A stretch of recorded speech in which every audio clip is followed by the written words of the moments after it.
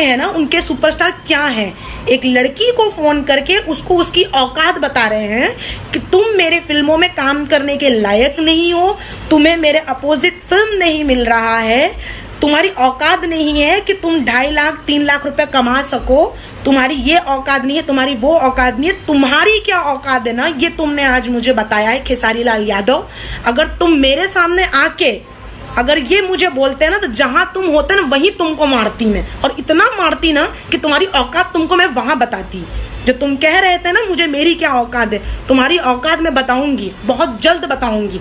और लाइव इसलिए आई हूं ना ताकि लोगों को पता चले अब इनके सुपरस्टार क्या हैं।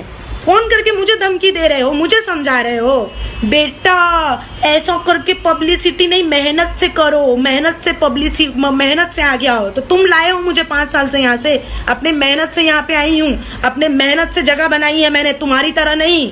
तुम क्या कर रहे हो बताना चालू करूंगी ना लोगों को, तो जहां होगे वहीं आके मारेंगे लोग। उनकी नजरों में से तुम्हारा ये जो पर्दा लगाओ ना, हमारे खेसारी लाल यादव हमारे भैया, इनको नहीं पता कि इनके भैया कितने कर्मकांडी हैं।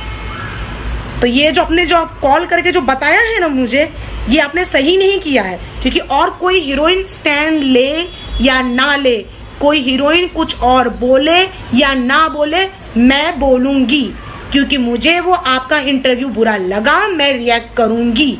और आपको ही नहीं होते हो मुझे फोन करके धमकी देने वाले, आपको यह हक किसी ने भी नहीं दिया है कि आप मुझे फोन करके मुझे मेरी औकात बताएं कि मेरी क्या औकात है। आप कह रहे हो कि आप मेरे साथ काम नहीं करना चाहते, तो मैं मरी नहीं जा रही हूँ खेसारी लाल यादव आपके साथ काम करने के लिए। मेरे नजरों में यू आर जीरो समझते हैं, ऐसा गोल वाला जीरो है आप मेरी नजरों में। एक खेसारी लाल यादव प्रियंका पंडित का करियर नहीं खत्म कर सकता, एक खेसारी लाल यादव से प्रियंका पंडित नहीं है। तो प्लीज ये जो धमकी आप मुझे देना चालू की है ना, जो धमकी देना चालू की है ना, वो धमकी मत दीजिएगा, एटलीस्ट मुझे तो बिल्कुल मत दीजिएगा। पहली चीज, आपको बुरी लगी मेरी बात, मैंने कुछ गलत लिखा नहीं है, जो आपने इंटरव्यू में बोला वो गलत है। आपको क्या लगता है आप तीनों से ही भोजपुरी इंडस्ट्री है, कल्पना पोटवरे हैं, मनोज तिवारी जी हैं, रवि किशन जी हैं, कितने सारे लोग हैं। कौन है आप उनके सामने, कौन है, कौन जानता है भोजपुरी से आगे तुमको, कौन हु?